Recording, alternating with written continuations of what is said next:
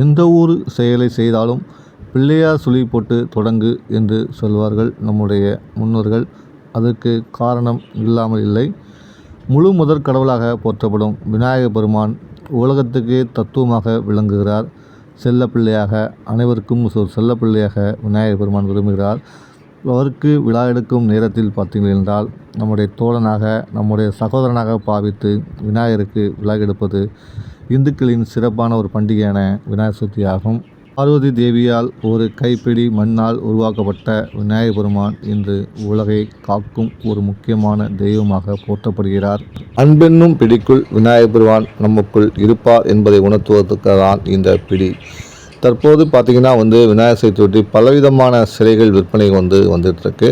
ஆனால் ஆரம்பத்தொட்டு பார்த்திங்கன்னா இந்த சிலை திருவிழா மற்றும் கரைப்பு எதுக்கு சொல்ல வருகிறார் என்று பார்த்திங்கன்னா, வாழும் மனிதர்களாக இருக்கட்டும் உயிரினங்களாக இருக்கட்டும் கடைசியில் இயற்கையில் பிறந்து இயற்கையிலே கரைவது தான் அதனுடைய தத்துவமாக பார்க்கப்படுகிறது. அந்த வகையில் மண்ணால் செய்யப்பட்ட விநாயகர் பெருமானுக்கு ஊர்வலம் நடத்தி கடைசியாக நீரிழையில் கரைத்து உயர்ந்த நிலை அடைவதுதான் இதனுடைய தத்துவமாகும். மனித பிறப்பும் இதுபோல்தான்.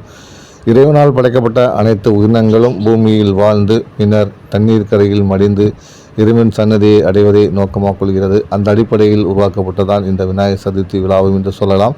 அந்த வகையில் பார்த்திங்கன்னா அந்த காலம் முதல் இந்த காலம் வரை பல்வேறு மாற்றங்களை கடந்தாலும் வயல்வெளிகளில் ஒரு நெல் நாற்று நடப்பட்டாலும் விநாயகர் பெருமானுக்கு முதலில் பூஜை செய்வார்கள். அதுவும் பசும் சாணியை எடுத்து அதில் ஒரு பிடி விநாயகராக உயர்த்து அதில் அருகம்புல்லை வைத்து பூஜித்து தொடங்குவார்கள்.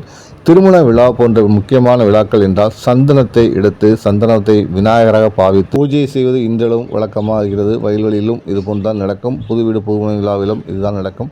முன்பெல்லாம் வீட்டு வாசலில் கோலமிட்டு அதில் சாணத்தால் செய்யப்பட்ட விநாயகரை நடுவில் வைத்து பூக்கள் வைத்து வழிபடுவதும் கிராமங்களில் இன்றளவும் நடந்துகிட்ட ஒரு விஷயம். காலப்போக்கில் இந்த போக்கெல்லாம் மாறி போனாலும் நாகரிக போக்கில் மாறி போனாலும் பெரிய பெரிய விநாயகர் வைத்து சிலை வைத்து வழிபடுகிற இந்த காலகட்டத்திலும் விநாயகர் சதுர்த்தி அன்று அதனுடைய முக்கிய தத்துவமான சந்தனத்தில் செய்யப்பட்ட அதாவது சந்தன கலவையால் செய்யப்பட்ட விநாயகராக இருந்தாலும் சரி, மாட்டுச் சாணத்தால் செய்யப்பட்ட விநாயகராக இருந்தாலும் சரி, மற்றும் களிமண்ணால் செய்யப்பட்ட விநாயகராக இருந்தாலும் நீங்கள் பூஜை அறையில் பயன்படுத்தி குறிப்பிட்ட நாளிகைக்குள் அதை நீரில் கரைத்து இறைவனை தரிசனம் செய்ய வேண்டும் என்பதால் போற்றக்கூடிய விஷயம் பார்க்கப்படுகிறது.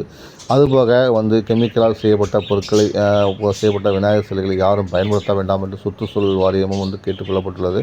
அதனால் மரபுக்கு மாறாக இல்லாமல் எப்போதும் இயற்கையோடு இணைந்திருப்போம், இயற்கையோடு வாழ்வோம், இயற்கையோடு இயந்த இறைவனை வணங்குவோம் என்ற அடிப்படையில் மண்ணால் செய்யப்பட்ட மாட்டு சாணத்தால் செய்யப்பட்ட இலையால் செய்யப்பட்ட சந்தனத்தால் நெய்யப்பட்ட விநாயகர் சிலைகளை வாங்கி நாம் பயன்படுத்துவோம். விநாயகர் சதுர்த்தியை மகிழ்ச்சியுடன் அன்புடன் கொண்டாடுவோம். நம் அண்ணன் விநாயகர் பெருமானை வரவேற்போம். தொடர்ந்து என்மன உலகத்துடன் இணைந்திருங்கள். எங்கள் இதயத்துடன் எப்போதும் கலந்திருங்கள். மகிழ்ச்சி.